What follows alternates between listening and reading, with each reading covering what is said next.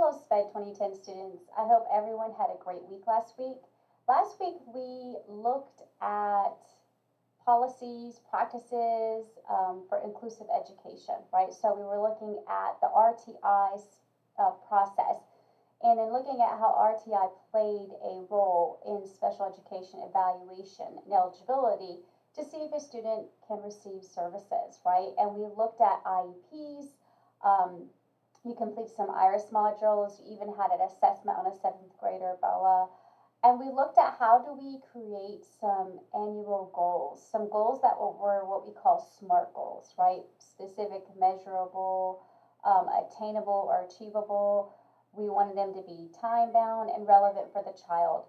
But for us to be able to create those goals, we needed to make sure that we were looking at the present levels of academic achievement and functional performance, that PLAAFP statement. I even had you looking at some I guess we call them training IEPs.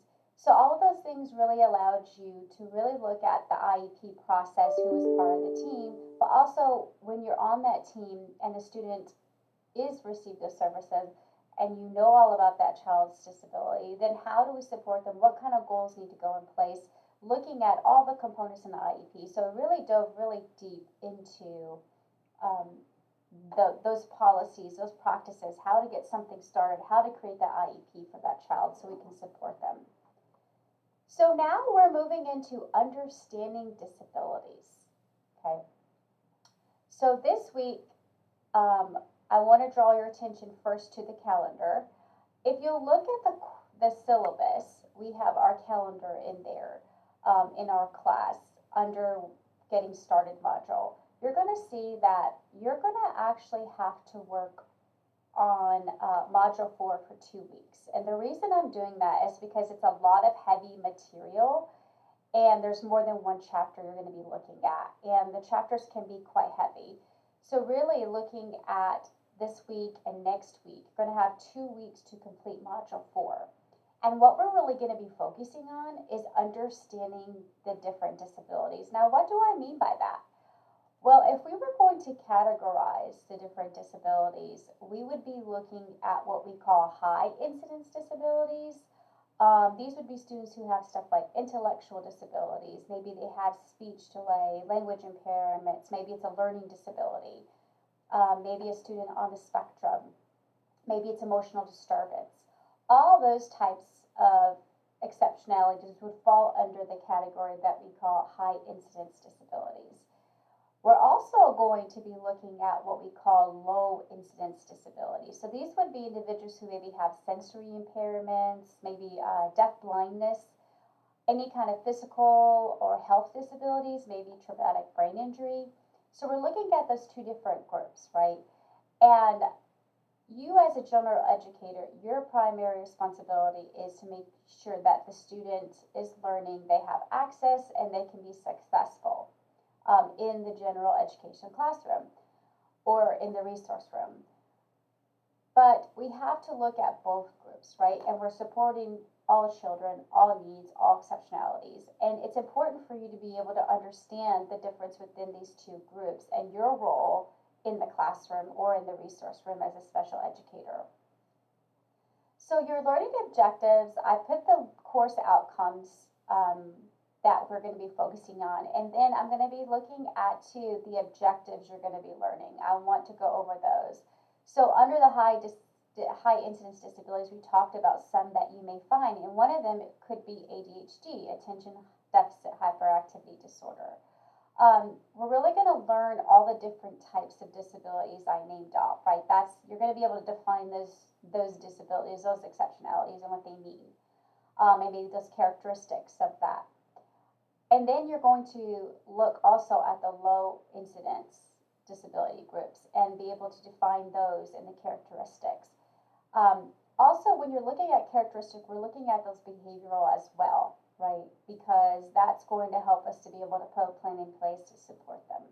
So that's the overall view of the outcomes that you will be learning. Now, as far as your key words, I have broken it down into chapters, right? So chapter 4 is really going to focus on those high incidence disabilities. So we have some here that you're going to be seeing inside of the textbook chapter 4. And then underneath that, I have the chapter 5 key terms that you really need to be focusing on and paying attention to. Now, I put the standards alignment, so how is chapter 4 and 5 land with the in-task teacher professional standards, but also how do they align with the Council for Exceptional Children standards? So I went ahead and put those there as well. So I gave you some resources. I provided you with the outlines for chapter 4 and chapter 5 in your textbook. So what you're going to be reading is you're going to be reading from the textbook Teaching in Today's Inclusive Classroom Text. Now I know last week you read from multiple different reading materials, but this week we're really focusing just on the textbook. And you'll see there that you have the PowerPoints that go along with the text for both chapters. Now remember, you have 2 weeks that you're going to be working on this module 4 because it's 2 heavy chapters. Now, what are you going to be doing? How am I going to be assessing you this week? Well, I do have an IRIS module specifically for autism, okay, which is underneath that high incidence disability category. So this is an activity I want you to do. If you click on it, it's going to explain that you are to complete this. Now, after you complete the IRIS module, now that we're familiar, these are kind of like professional developments. We talked about these. After you complete it and you go through the module, you're going to see that assessments tab and you're going to click on it. And even though sometimes I don't have you submit them, I encourage you to do them because that's going to be feedback for you to see if you're actually understanding what you went through, reflecting on what you've learned in that module. So you will complete it, but I want you to use this as a study tool because you can see that again on the quiz or the exam. Now, the one you're going to actually turn in is this week, instead of completing an assignment for Dropbox, you're going to participate in a discussion board topic. And the topic is going to really focus on emotional and behavioral disorders. So I have kind of the introduction here for you, what we're going to be focusing on in this discussion. And then I have the instructions of what I want you to follow and how you will be completing it. And then you're going to be looking at the discussion. So let's go ahead and go back up and talk first about the introduction or the synopsis of what we're doing. So emotional disturbance is something that you are going to possibly see in your classroom, right? And this is one of those 6 disability categories that fall under those high incidents. Now, IDEIA, they use emotional disturbance when they are describing individuals who have emotional or behavioral disorders. So you may hear it referred to as emotional disturbance. Now, students who maybe have these types of behavioral disorders or emotional, they're highly diverse, right? So not one shoe fits all. So we can't really profile these group of learners even though we put them in this category. I want you to go back to think about in chapter 2 when we were really, or module 2 in chapter 2, when we were talking about UDL, the Universal Design for Learning, and how we can use those qualities to support the diverse learners. So think about how those UDL, and I might even, if it were me, go back into chapter 2, module 2, and look at UDL principles and pull that up. And I want you to think about how you can support a student who may fall under this category. Now, you're going to use the table in your textbook at the bottom of page 101 in our Teaching in Today's Classrooms text. And I want you to look at the list of some of the examples that they give us, right? So these are some activities that could be used for students who maybe have emotional or behavioral disorders. And then I want you to think about these activities in a group of like general ed classroom, right? The content activities that would be used. And how can you use those to support that group of students, right?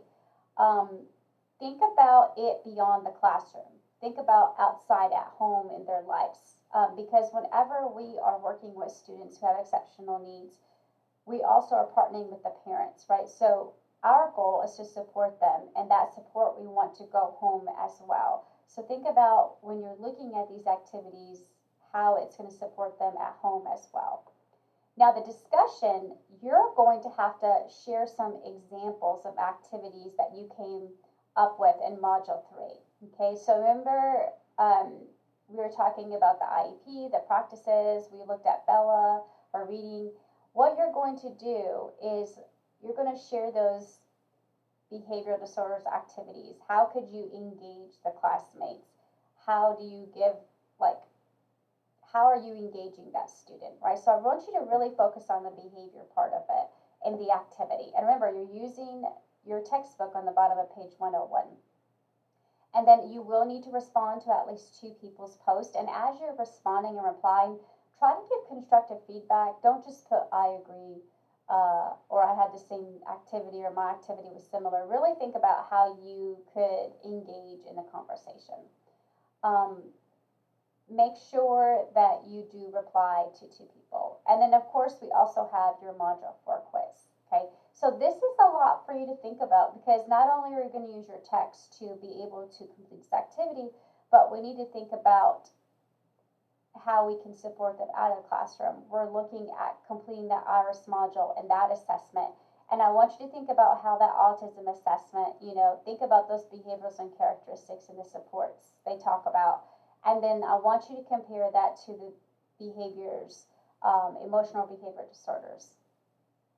So this is what I want you to focus on for homework. And if you have any questions, I want you to still reach out to me. Now remember, you do have 2 weeks. So the quiz, I have the time that you can take the quiz. So it will open during this time and it will close on that time and that date. Now, one thing I do want to draw your attention to is that you actually have a course project coming up that's going to be due, that will be due the week of October 14th through the 20th. So I wanted to take a moment and go over that. So what I'm referring to, and I talked about this in our Getting Started video, was you are going to have to choose, as one of your course projects, you're going to have to choose to either conduct an interview of a child who, of a parent. You're going to conduct an interview, with a parent of a child who has exceptional needs or disability. Or you're going to choose a peer review article from Teaching Exceptional Children Journal. And it could be on any topic you want, and you are going to have to do a review on it. So I'm going to show you in the class where to find that information. So if you go up here and underneath the Read This First module, there's a section called Course Projects. So I want you to click on it. Underneath Co-Teaching, you're going to see one that says Parent Interview or Journal Article Review. Now, I have both assignments here. Please hear me out. You are only completing one, not both. Okay, so you choose which assignment you want to do. I would read both of them. Maybe you already have it in your mind that you're going to interview someone. Maybe you've already interviewed someone.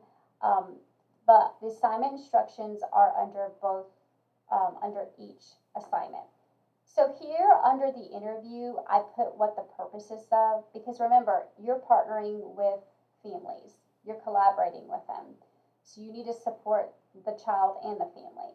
So what this assignment allows you to do is get the parents' perspective, right? You're going to look at their unique needs and how important it is and how those parents play a role. And they really can impact the needs of not only the child, but your collaboration with that child. Think about what you could take away on your reflection piece and how this impacts you moving forward. So you have to pick a parent. It cannot be a family member. It cannot be your own child. It has to be someone that's not a relative. And you're going to choose to interview a parent of a child who has exceptional needs. Now, since we're working on Module 4, which is talking about the different categories, it could be one from the high incidence category or the low incidence category. The child has to have an IEP. Okay, that is certain. So what are you going to do? We're going to interview the child. I have included questions here that you will be asking, and you will also come up with a few questions of your own that you will ask them as well. You will need to type up a transcript. So you will type up the questions or copy and paste the questions that I give you, and you will add your additional questions, and then you will write their response, so a transcript. That will also be submitted with your reflection. Now, I put the criteria, like the how and the when of the assignment. So the criteria says that, going back to what I just stated a moment ago, it has to be conducted from a parent, a caregiver, a legal guardian of a child who has an educational disability. This means they have an IEP. Now, it cannot be a relative of yours. Confidentiality is a must, okay? You do not give me the child's name or the parent's name. You could use a pseudonym or you can use initials, but I do not want the names because you're breaching confidentiality. Okay, now how are you going to conduct the interview? You can conduct the interview in person, you can do it over the phone, online, whatever's conducive to both of your schedules. Now, make sure that if you are conducting the interview, you make sure you tell them what this is for and how you're going to use it, but you will not use their names. Make sure that you stick to the questions that I provided, and also let them know that if they feel uncomfortable at any time and don't want to answer a question, that's okay. But just make sure in the transcript you state that they didn't want to answer that question. So in order to receive a B or better on this assignment, you do have to add your own additional questions. Really think about what you would want to know and how this could help your interview when you're doing your reflection. So at the bottom of your transcript, I would put my reflection. Now the reflection piece needs to be at least 1 to 2 paragraphs. I have included some guiding questions here for you to really think about your reflection part and how this impacted you, so you can answer these and even add some more additional thoughts. The reflection component really lets you see the impact it had on you, but implications moving forward as an educator. So you can put this all in one Word document. I prefer it in Word, so make sure that is there. So that's the interview. Say you don't want to do an interview, you're not comfortable with that, your choice is you can do what we call the journal article report. So the first thing to note is that you have to choose a peer-reviewed journal article from the journal called Teaching Exceptional Children. Now, you can choose whatever topic you would like from the journal, but it has to be in special ed, which is from this journal. But feel something that maybe you connect with or pertain to your future experience, right? So let's say you plan on teaching math.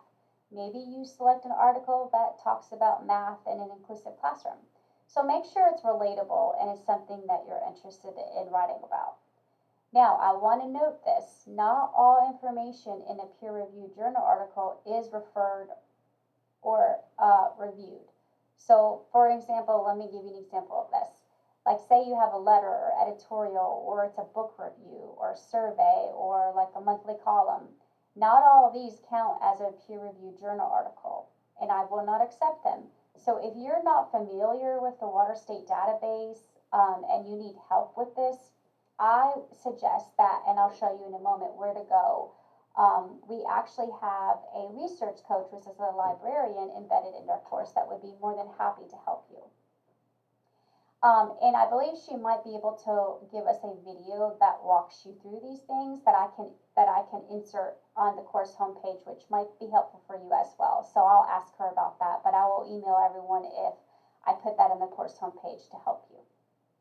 Now, if you're using this article, here is what you need to be aware of. Okay, make sure that the article you choose, yeah, it has to be interesting to you, but it has to be an article dealing with strategies, practical methods, materials, something that aims toward exceptional children, right? And it has to be from Teaching Exceptional Children. Also, think about when you're reviewing this article, after you read it, make notes, pick out the strengths and weaknesses of the article. look at it, what it describes, analyze it, interpret it in your own words. You're really assessing the value of this and how this would help you in the classroom as a teacher. So you're really doing what we call critical review. So it helps to make notes of this as you're reading through the article. You will have to cite it even though you're only using one. You will need to use APA format. The reason we cite is because you may quote something in there and you're using information from someone else's work. So you do need to use APA citations. I have included here examples, but you can visit the library's website. They have information on how to do specific APA citations. This article review needs to be at least 2 to 3 pages in length, right? And I put the format here, at least 1.5 space, and I want 12 point size in Word. Now, how are you going to lay this review out, this paper out? What you're going to do is I have included the layout and the format in which you are going to write and get headings.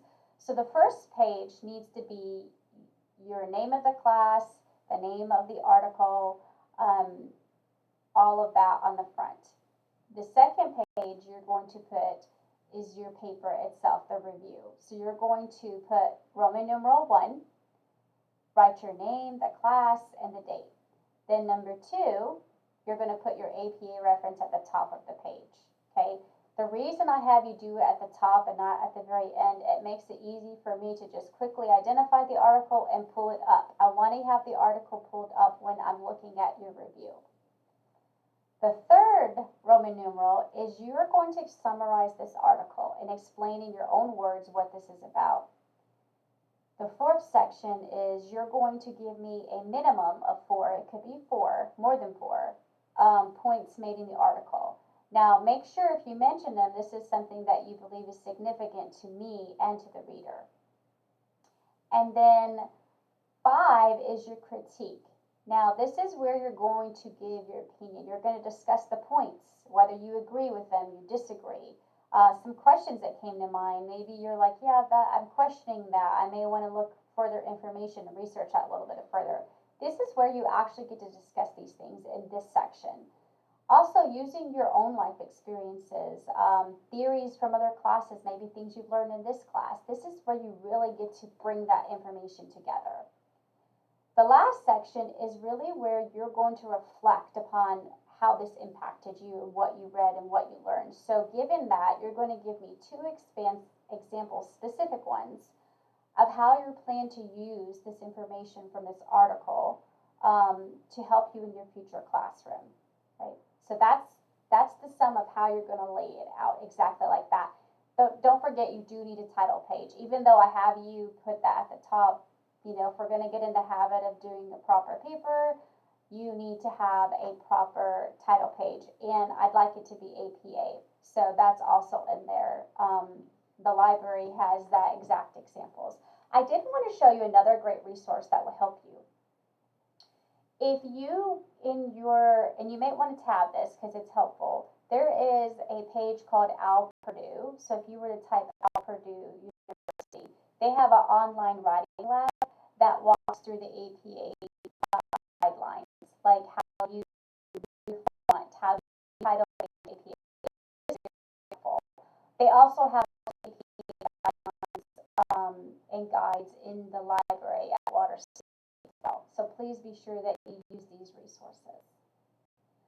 All right, guys, always be sure that you refer to the calendar. I just wanted to start out that way because I wanted you to see that the module we're in is going to take 2 weeks, but also that's going to allow you to start working on that interview, or if you decide to do the journal article, and I want you to look at those due dates as well. All right, as always, if you have any questions, reach out. I'm free to meet with you in person, virtually, or over the phone. All right, until next time, take care, and don't forget you have 2 weeks in this module. Bye, guys.